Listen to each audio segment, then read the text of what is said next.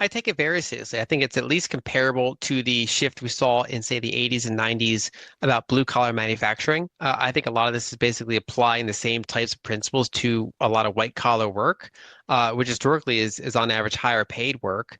So I think the multi-year and maybe even multi-decade changes from this are going to be profound. I tend to fade the most bullish narratives from some of the CEOs that kind of sell their own books saying, in 18 months, like half of all this industry is going to be gutted and all that. But I continue not to fade the amount of GPU demand, the amount of electricity demand, the amount of RAM demand, the memory demand. I think all of that has legs to it, occasionally gets overdone, but is both from an investing standpoint as well as kind of monitoring all the second order effects throughout the economy. I'm looking at this cycle as a historical mirror image.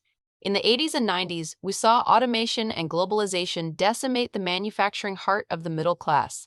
Today, those same principles are being applied to the laptop class. We are entering a period where high-paid white-collar work is facing its own Rust Belt moment. But this isn't just a story about jobs disappearing.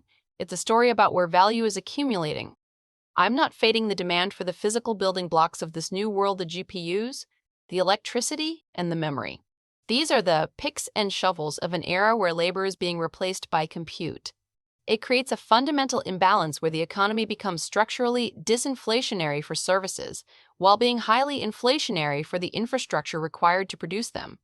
This brings us to a much deeper problem. How does the average person survive in an economy that is growing more lopsided by the day? So I do think that whether you look at in the United States or Europe or elsewhere, outside of AI, and outside of industries that are kind of recipients of the fiscal deficits that we're seeing, that's where the stag is. So it's really that two-speed economy, that K-shaped economy. I'm not the first to point it out, but I think the metrics bear that out. So I think that's why we have a record divergence where because we're playing a run it hot, fiscal heavy playbook, and there is a lot to invest in. We have stocks, roughly at all-time highs, while you have consumer sentiment at literal all-time lows, and that's where that stagflation shows up in this case. This alligator jaws divergence where stock prices hit all-time highs while consumer sentiment crashes to 70-year lows is the defining feature of our current reality. I see it as a two-speed economy. If you're an owner of AI infrastructure or a recipient of these massive fiscal deficits, you're in a boom. But if you're in the broader economy facing displacement, you're in a stagnation. This is why traditional indicators feel so broken. We're running it hot with a fiscal-heavy playbook that lifts the top of the K while the bottom half struggles to keep up with rising input costs. I believe this gap isn't just an economic statistic. It's a structural imbalance that eventually hits a breaking point. We've reached a record divergence where the market is thriving, but the actual humans living in the economy have never felt worse. So the real question I'm watching is, how and when do these jaws finally close? I'm less of a political strategist, other than just to point out that as the kind of the K widens, as the two-speed economy widens, and people are always surprised at how resilient stocks are. My point is that it's not that those effects can be ignored entirely. It's just that you have to watch the actual mechanisms for how they would impact stocks, and one of those is through, the voting booth, right? So rather than me trying to predict exactly what election that will matter, it's just saying that's the thing I'll be watching for, knowing when the more disenfranchised part of the economy, which is being affected, will close the alligator jaws on record low consumer sentiment and record high stocks. Now, in an ideal world. I think we're living in the gap between economic reality and political consequence. Investors stay bullish because the actual mechanisms to impair stocks haven't been triggered yet. But I'm watching for the moment when that K-shape becomes so wide that it forces a reaction through the voting booth. When a society reaches this level of cynicism, it stops voting for stability and starts voting for disruption. This is the feedback loop I'm paying attention to.